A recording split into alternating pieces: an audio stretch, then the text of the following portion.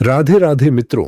आज हम सुनेंगे द्वारकाधीश श्री कृष्ण और उनके परम मित्र सुदामा की ऐसी कथा जिसे सुनकर आंखें नम हो जाती हैं और दिल प्रेम से भर जाता है।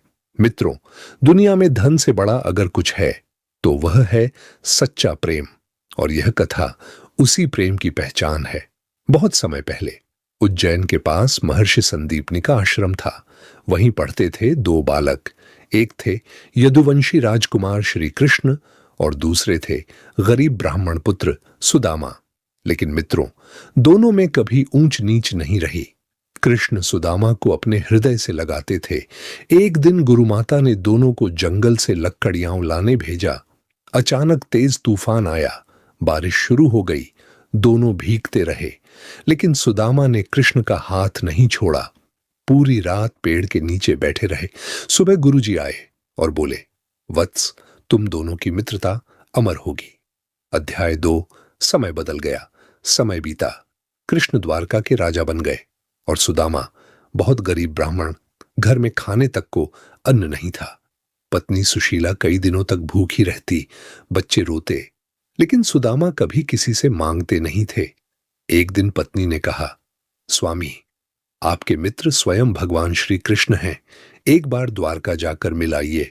सुदामा बोले, मैं मित्रता बेचने नहीं जाऊंगा।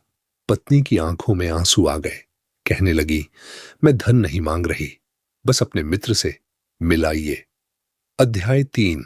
चावल की पोटली। घर में देने लायक कुछ भी नहीं था। पड़ोस से थोड़ा चिवड़ा, पोहे मांगकर पत्नी ने कपड़े में बांध दिया और कहा, इसे कृष्ण को भेंट कर देना। सुदामा नंगे पैर चल पड़े। रास्ते भर सोचते रहे, द्वारका का राजा मुझे पहचानेगा भी या नहीं।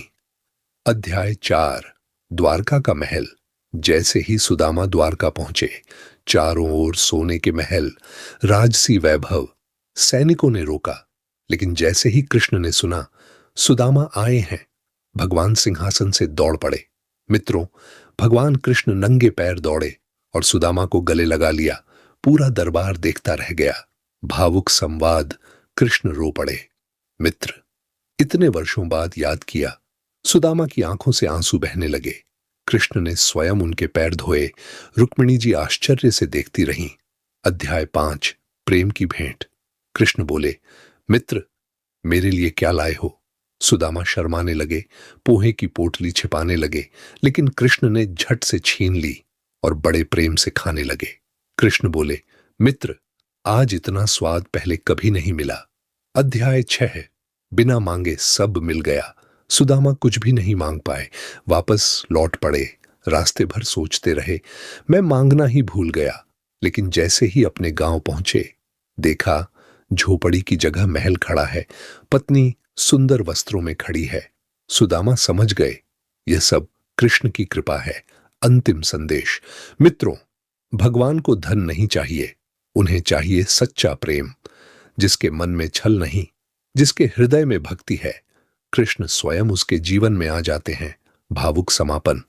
अगर आपके जीवन में भी दुख है तो बस एक बार सच्चे मन से कहिए, हे कृष्ण, मेरा हाथ पकड़ लो। राधे राधे।